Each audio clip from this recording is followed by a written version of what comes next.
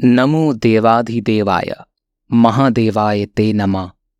नमस्ते भगवन् देव, नमस्ते भक्तवत्सलः। योगेश्वर नमस्ते अस्तु, नमस्ते विश्वसंभवः।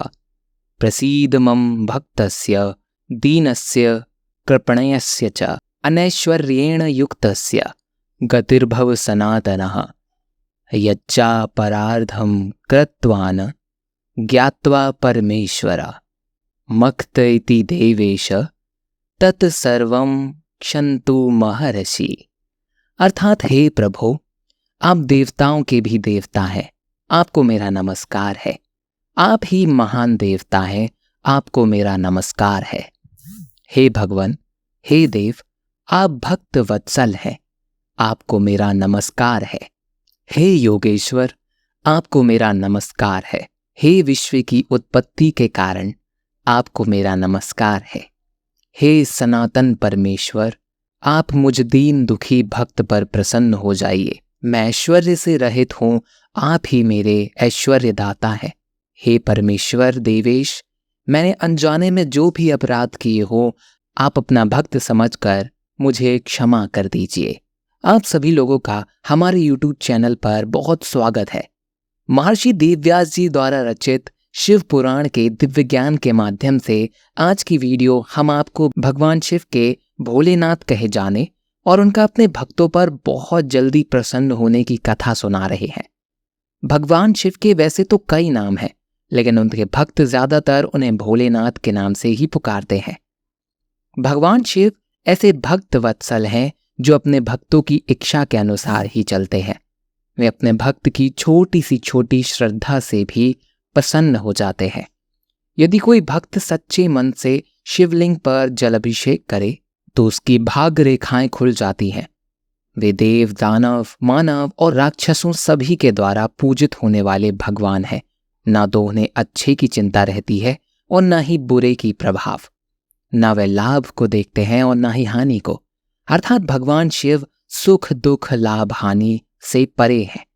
वे परम निष्प्रह होकर सदैव अपने अंतर ध्यान में रमे रहते हैं। वे सदा शांत बोध स्वरूप भगवान केवल अपने तत्व में स्थिर रहकर लोक कल्याण की इच्छा से ही अपने दिव्य देह को धारण करते रहते हैं। जब कोई उनकी पूजा अर्चना एवं ध्यान करता है, चाहे वह देवता हो, मानव हो या फिर दानव ही क्यों ना हो, वह उस पर प्रसन्न होकर उसको मनवांछित वरदान दे देते हैं। ऐसे ही उनके भोलेपन को लेकर एक कथा प्रचलित है जो इस प्रकार है। प्राचीन काल में एक भस्मासुर नाम का राक्षस था। उसके आतंक से सभी देव, दानव और मानव भयभीत रहते थे। उसने सभी को दुखी कर रखा था क्योंकि वह बहुत वीर पराक्रमी था। परंतु उसकी एक खास विशेषता थी कि वह भगवान शिव का अनन्य भक्त था और सदैव ही भगवान शिव की पूजा किया करता था। उसे यह भी पता था कि भगवान शिव बहुत ही जल्दी प्रसन्न होने वाले देव हैं और यदि कोई सच्चे मन से भगवान शिव की तपस्या करे तो भगवान शिव जल्द ही प्रसन्न हो जाते हैं। भगवान शिव मनुष्य, दैत्य और देवों में कोई भी भेद नहीं करते। जो भी उन्हें सच्चे मन से याद करता है वह उससे शीघ्र ही प्रसन्न हो जाते हैं। अतः भस्मासुर नाम के दैत्य ने भी कठोर तपस्या कर भगवान शिव को प्रसन्न किया। जब भगवान शिव उस पर प्रसन्न हुए तो उन्होंने उसे वर मांगने को कहा। इस पर उसने भगवान शिव से कहा कि हे शिव शंकर, यदि आप मेरी तपस्या से प्रसन्न हैं तो मुझे अमरता का वरदान दीजिए। परंतु भगवान शिव ने इसे प्रकृति के विरुद्ध बताया और कहा कि भस्मासुर इस संसार में जो आया है उसका जाना भी निश्चित है। अतः इस वरदान के अतिरिक्त तुम कुछ भी मांग सकते हो जो कि अमरता के ही समतुल्य हो।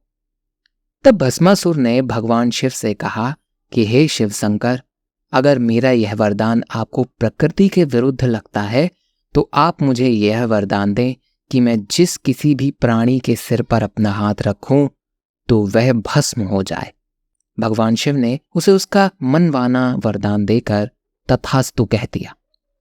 भगवान शिव ने उसके साथ कोई भेद नहीं किया अपितु भगवान शिव जानते थे कि यह असुर हमारे द्वारा दिए गए वरदान का उपयोग सृष्टि के विनाश के लिए कर सकता है, परंतु फिर भी शिव जी ने उसे वरदान दे दिया।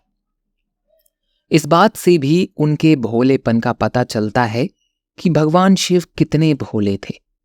उसके बाद भस्मासुर ने भगवान शिव के दिए हुए वरदान की सत्यता पर रखने के लिए भगवान शिव के ही सिर पर हाथ रखने की चेष्टा की कि अगर यह वरदान काम कर गया तो सबसे पहले मैं शिव को ही भस्म कर दूंगा और मैं सबसे पहले शक्तिशाली होकर अमर भी हो जाऊंगा, क्योंकि जो मुझसे युद्ध करेगा और मुझे मारने की कोशिश करेगा मैं उसके सर पर पहले ही हाथ रख लूंगा और वह भस्म हो जाएगा।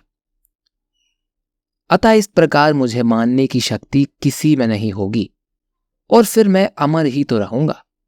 इस प्रकार जब उसने भगवान शिव के सर पर हाथ रखने की कोशिश की तो भगवान शिव समझ गए थे कि भस्मासुर का वरदान उनके लिए घातक साबित हो सकता है। तब वे उसके इस कृत्य से बचने के लिए इधर उधर भागने लगे।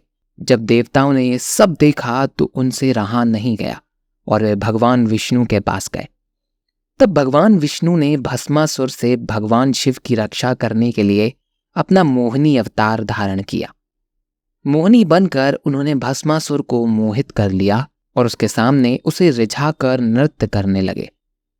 इस प्रकार भस्मासुर मोहिनी की ओर आकर्षित हो गया और उसे देखकर अपनी सुध बुध खो बैठा। वह इस बात को ही भूल गया कि वह भगवान शिव के पीछे क्यों भाग रहा था। उसने मोहिनी के पास जाकर कहा कि क्या तुम मुझसे शादी करोगी? तब मोहिनी ने कहा कि मैं शादी उसी से करूंगी जो नृत्य जानता हो। भस्मासुर ने कहा अगर तुम मुझे नृत्य सिखाओगी तो मैं जल्दी ही नृत्य सीख जाऊंगा। इस पर मोहिनी ने कहा कि ठीक है, तो मैं तुम्हें नृत्य सिखाऊंगी और जैसा मैं नृत्य करूंगी वैसा ही तुम्हें भी करना पड़ेगा। इससे तुम नृत्य सीख जाओगे और फिर मैं तुमसे शादी भी कर लूंगी। फिर तब मोहिनी नृत्य करने लगी और भस्मासुर भी वैसे ही नृत्य करने लगा। जैसे जैसे मोहिनी करती इस प्रकार नृत्य करते हुए वैसे वैसे भस्मासुर भी उसकी नकल करता। इस प्रकार नृत्य करते करते मोहिनी ने अपना हाथ अपने सर पर रखा। तब भस्मासुर ने भी वैसा ही करते हुए अपना हाथ भी उठाकर अपने सर पर रख लिया और जैसे ही उसने अपना हाथ अपने सर पर रखा तो वह तुरंत ही भस्म हो गया। इस प्रकार भगवान श्री हरि विष्णु जी ने भगवान शिव की रक्षा की और भस्मासुर जलकर भस्म हो गया। इस प्रकार हम कह सकते हैं कि भगवान शिव कितने भोले हैं। जिस भस्मासुर ने भगवान शिव को मारने की चेष्टा की, भगवान शिव ने उसे ही वरदान दे दिया। अतः भगवान शिव शंकर को उनके स्वभाव के कारण ही भोलेनाथ कहा जाता है। सच्ची श्रद्धा और तपस्या से जो भी अर्पित किया जाता है भोलेनाथ उसे प्रसन्नता पूर्वक स्वीकार करते हैं। संसार ने जिसका बहिष्कार किया, सच्ची भक्ति के कारण भोलेनाथ ने उसे भी स्वीकार किया। इस प्रकार जो भी भक्त भगवान शिव के स्वरूप की उपासना करते हैं वे धन्य हैं।